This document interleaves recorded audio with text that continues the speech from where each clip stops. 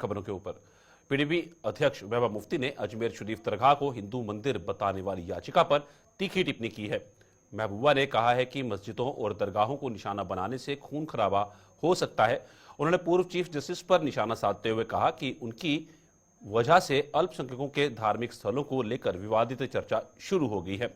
जम्मू में आज पत्रकारों के सवालों के जवाब में महबूबा मुफ्ती ने कहा कि पहले मस्जिदों में शिवलिंग ढूंढे जाते थे और अब ज़ियारतों में सर्वे किए जा रहे हैं। अब लगता है कि मुसलमानों के घरों में भी शिवलिंग ढूंढे जाएंगे। महबूबा ने बताया कि सुप्रीम कोर्ट ने अपने आदेश में कहा था कि 1947 में मौजूद संरचनाओं पर यथास्थिति बनी रहेगी, लेकिन इसके बावजूद पूर्व सीजेआई चीफ जस्टिस के आदेश ने इन स्थानों के सर्वे का रास्ता तैयार कर दिया है।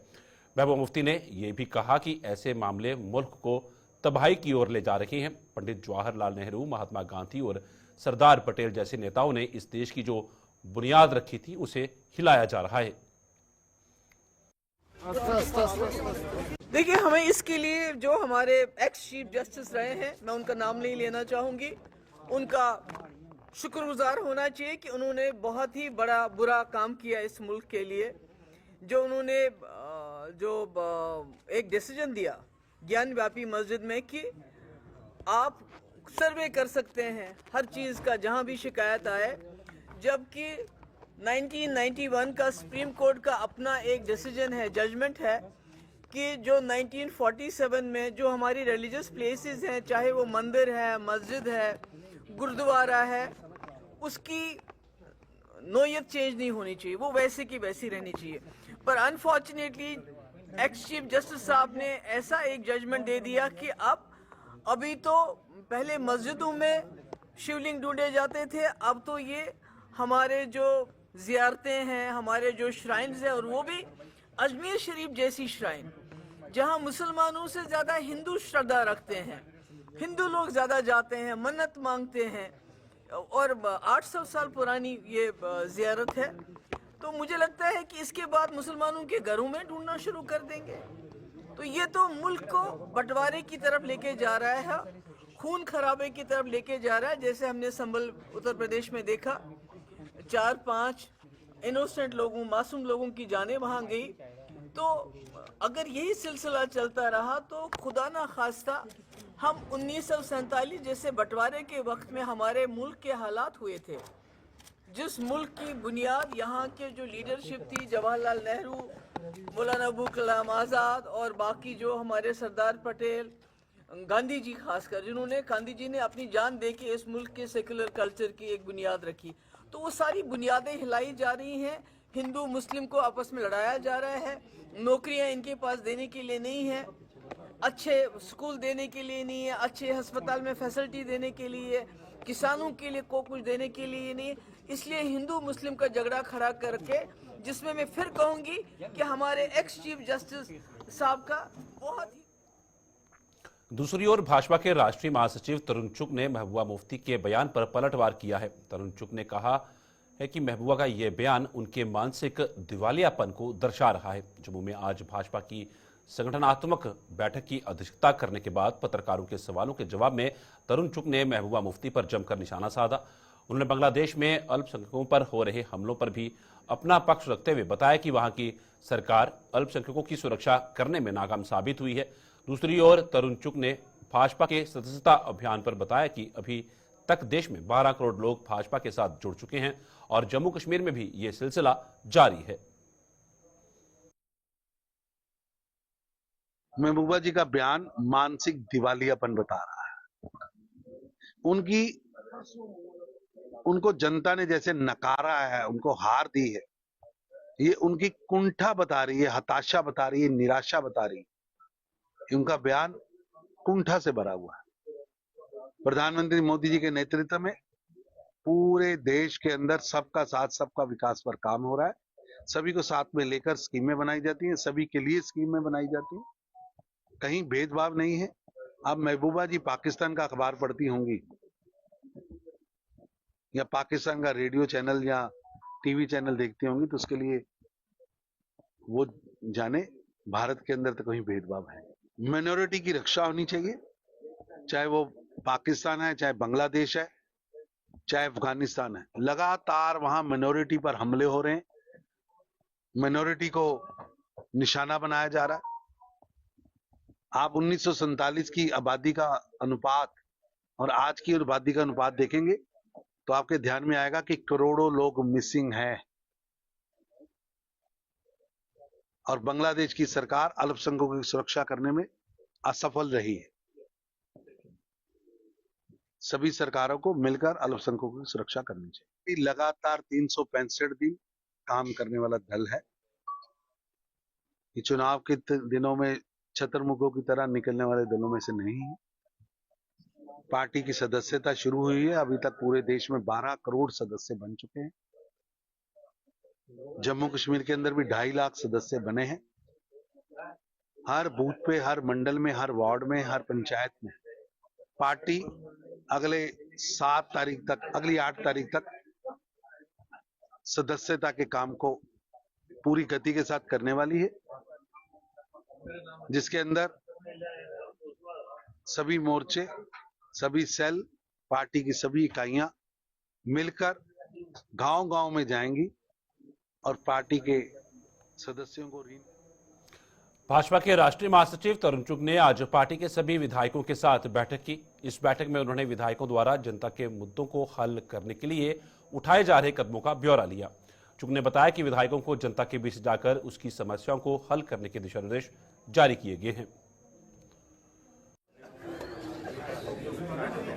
भारतीय जनता पार्टी के नेशनल जनरल सेक्रेटरी तरुण चुग जी इस समय हमारे साथ मौजूद है। सर, आपने एमएलए की आज जो है वो बैठक ली, क्या कुछ इस बैठक में रहा? भारतीय जनता पार्टी लगातार निरंतर काम करने वाला दल है। हमारा एमएलए भी हमारा कार्यकर्ता ही है। सो सब मिलकर बैठते हैं, पार्टी के विकास के लिए कैसे आगे बढ़ना है, कैसे जनता के मुद्दों को उठाना है। और हमारे विधायकों ने इस सत्र में भी बहुत अच्छा काम किया है और आने वाली योजना भी हमने बनाई है। हम जनता के मुद्दे, जनता की समस्याओं को हल कराने के लिए भारतीय जनता पार्टी विधायक दल लगातार काम करता रहेगा और लगातार काम करके लोगों की सेवा में हर समय उपस्थित रहेगा। क्या कुछ रणनीति तय की गई है? पंचायती चुनाव आने वाले हैं, आने दीजिए, जो भी चुनाव आएगा भारतीय जनता पार्टी। कटरा के तालाकोट में रोपवे के निर्माण के विरोध में साधु संत समाज भी उतर आया है। जम्मू में आज स्वामी राजेश्वरानंद ने शिवसेना उद्धव ठाकरे द्वारा किए गए प्रदर्शन में शामिल होकर कहा कि रोपवे सनातन संस्कृति पर प्रहार है, जिससे माता वैष्णो देवी की यात्रा को प्रभावित करने की कोशिशें की जा रही हैं। उन्होंने समूचे संत समाज से इकट्ठे होकर एक सुर में इस रोपवे के विरोध में आवाज उठाने का आह्वान किया।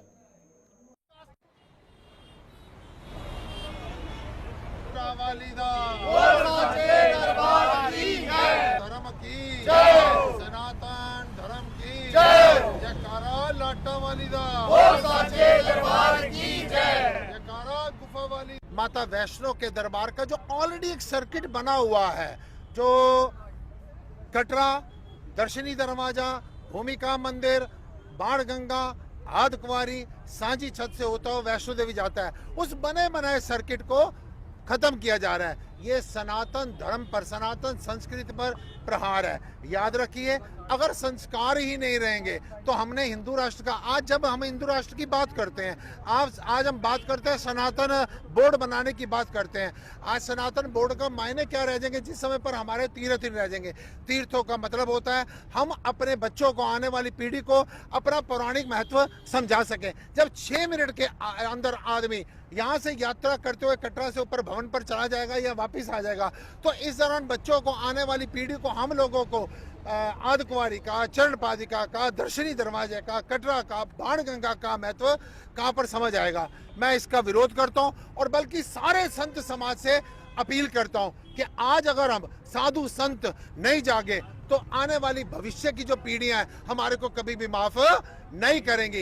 एक तरफ से बात की जा रही है हिंदू राष्ट्र बने, हिंदू राष्ट्र के अंदर ही सबसे पहले समाप्त किसको किया जा रहा है? हिंदू की आस्था के साथ खिलवाड़ किया जा रहा है, हमारी संस्कृति के ऊपर प्रहार किया जा रहा है। इसको जल्दी से जल्दी इस रोपवे को रोकना चाहिए। बांग्लादेश में अल्पसंख्यकों, खासतौर पर हिंदुओं पर हो रहे अत्याचार के विरोध में प्रदर्शनों का सिलसिला जोर पकड़ता जा रहा है। इसी कड़ी में जम्मू में आज मूवमेंट कल्की के बैनर तले लोगों ने प्रदर्शन करते हुए बांग्लादेश में सनातनियों पर हमलों को रोकने के लिए केंद्र सरकार से उचित कदम उठाने की मांग की।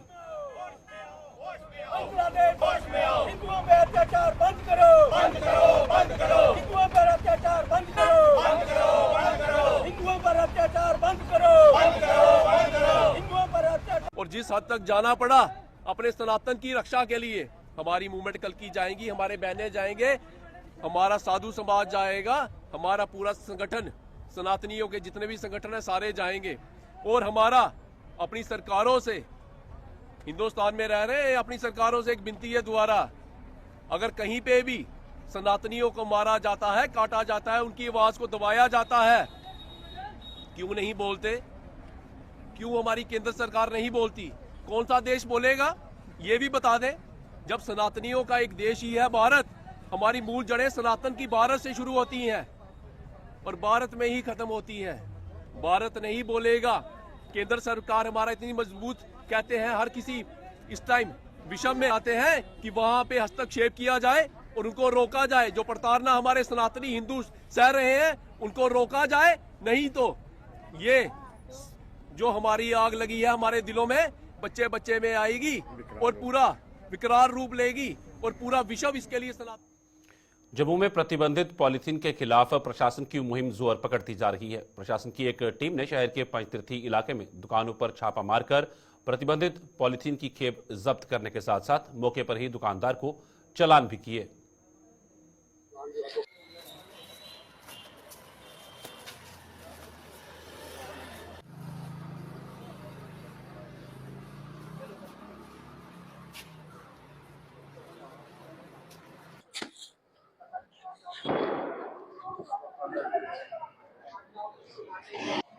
कोई 1800 रुपये का करो सर।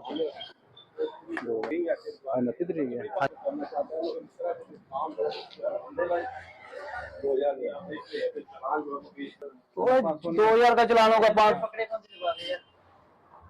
सर हम 2 महीने से चल रहे थे इस चक्कर में कि हमें ये पता चल जाए पॉलिथीन कौन देकर जाता है। जहाँ पर हमें नहीं पता, ये हाईवे पॉइंट है हमारा, हमने लड़का खड़ा किया था वहाँ पे कि कोई भी स्कूटी वाला गाड़ी वाला आता है हमें बताना। जैसे ये है उसने हमें फोन किया, हमने जाकर 2 बैग पकड़े इनसे, 2 बैग पकड़ के फिर इनको जिस शॉप पे दिया वहाँ पे भी गए, उनको भी हमने पूछा। अभी हम उनका भी चालान करेंगे, इनका भी चालान करेंगे। ये कम से कम 1 किलो का होता है 1800 रुपया, तो 20,000 पे चालान होगा सर। 20,000 जी सर। जो 1 किलो लिया होगा 2,000 का होगा, ऐसे हिसाब से। सोनकोट के पोठा गांव में 60 साल पुराना गवर्नमेंट मिडिल स्कूल सरकार की अनदेखी का शिकार हो रहा है। स्कूल की जर्जर हालत की और सरकार कोई ध्यान नहीं दे पाई है, जिससे ये अब गिरने के कगार पर पहुंच चुका है। इस स्कूल में पढ़ने वाले बच्चों और उनके अभिभावकों के मुताबिक संबंधित विभाग को बार बार अवगत करवाने के बावजूद भी इस स्कूल की मरम्मत के लिए कोई कदम नहीं उठाया गया।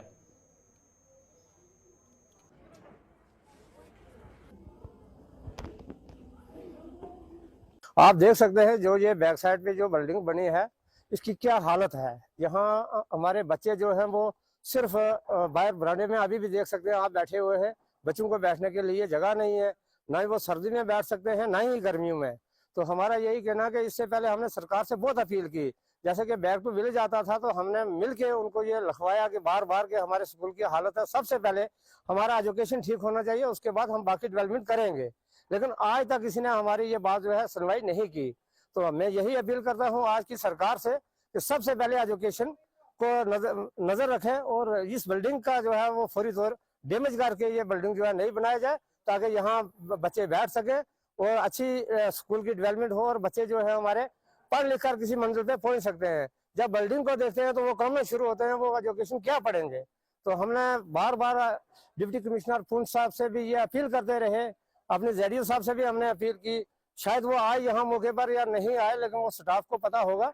हम ये चाहते हैं कि आज भी वो आना यहाँ आए, देखें कि हमारे बिल्डिंग की क्या हालत है और हमारे बच्चों की बहुत बुरी खसरा हालत है। मैं इधर स्कूल में पढ़ता हूँ, मेरे स्कूल का नाम है MS पोठा बॉयज।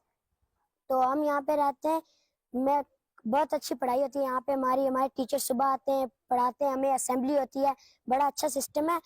पर हमारे यहाँ पे एक ही दिक्कत है कि हमारे यहाँ पे बिल्डिंग नहीं है। 2 रूम में जहाँ पे 2-2, 3-3 क्लासेस बैठती हैं, टीचर आके पढ़ाते हैं, फिर आधे बच्चे कंट्रोल में नहीं आते, शोर होता है, तो ऐसे क्लासेस में हमें बहुत दिक्कत होती है पढ़ाई में। तो हाँ, बिल्डिंग ना होने की हमें 2 ही कमरे जिनमें 2-2, 3-3 क्लासें बैठती हैं। तो हमारी सरकार से ये रिक्वेस्ट है कि मेरी जो पीछे वाली ये बिल्डिंग है हमारी ठीक रह जाए, ताकि लखनपुर में आज बिजली विभाग ने पिछले कई सालों से बिजली का बिल अदा न करने वालों के बिजली के कनेक्शन काट दिए। विभाग की टीम ने कार्रवाई करते हुए 30 उपभोक्ताओं के कनेक्शन पर कैंची चला दी। इसके साथ ही अवैध रूप से लिए गए बिजली के कनेक्शनों को भी विभाग ने काट दिया है। मौके पर मौजूद अधिकारियों ने बताया कि कुल 67 लोगों की चेकिंग की गई है और 15 से 30 हजार के अधिक बकाये बिल उपभोक्ताओं की बिजली काट दी गई है।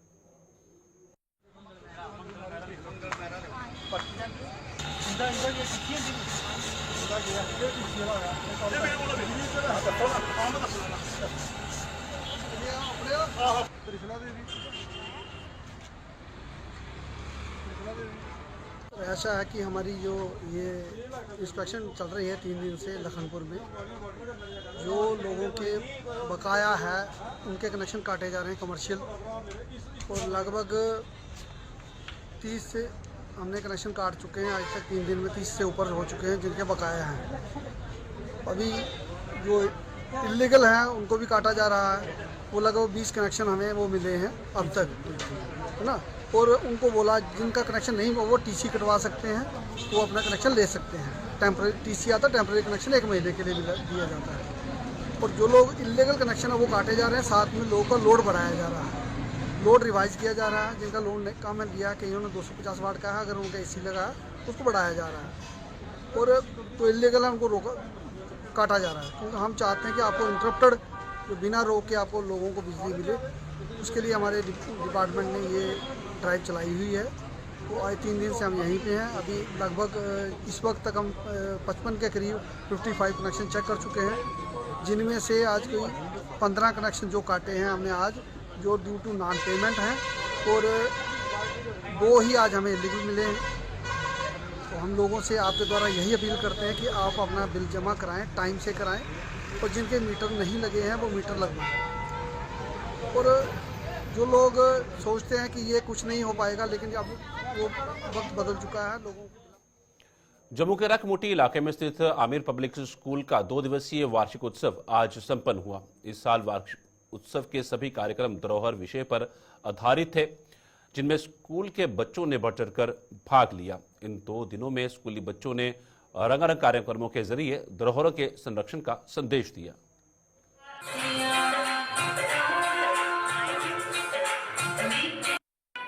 युगों से चली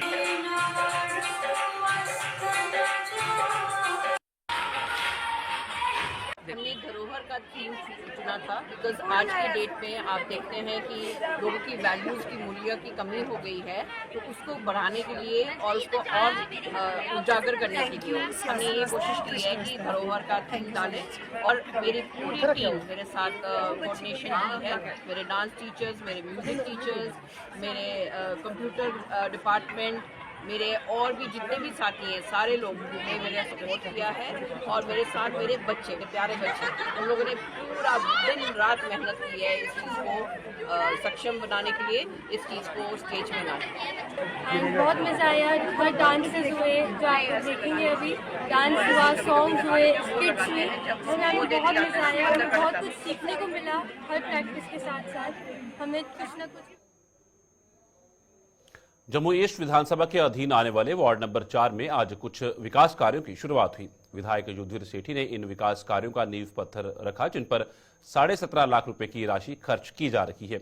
विधायक ने बताया कि इन्हीं लोगों की बदौलत आज वे इस मुकाम पर पहुंचे हैं, लिहाजा इनकी हर समस्या को हल करने में वे कोई कसर नहीं छोड़ेंगे।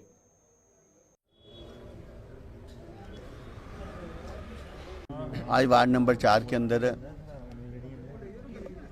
आज 17.5 लाख रुपए की ये गली शुरू की गई है, जो काली जनी तक ये गलियाँ, जो छोटी छोटी गलियाँ जो सारी रिपेयर थी। जब मैं यहाँ पे वोट मांगने आया तो लोगों की जो कंप्लेंट थी, लगता है कि इस काम से काफ़ी हद तक कंप्लेंट दूर हो जाएंगी।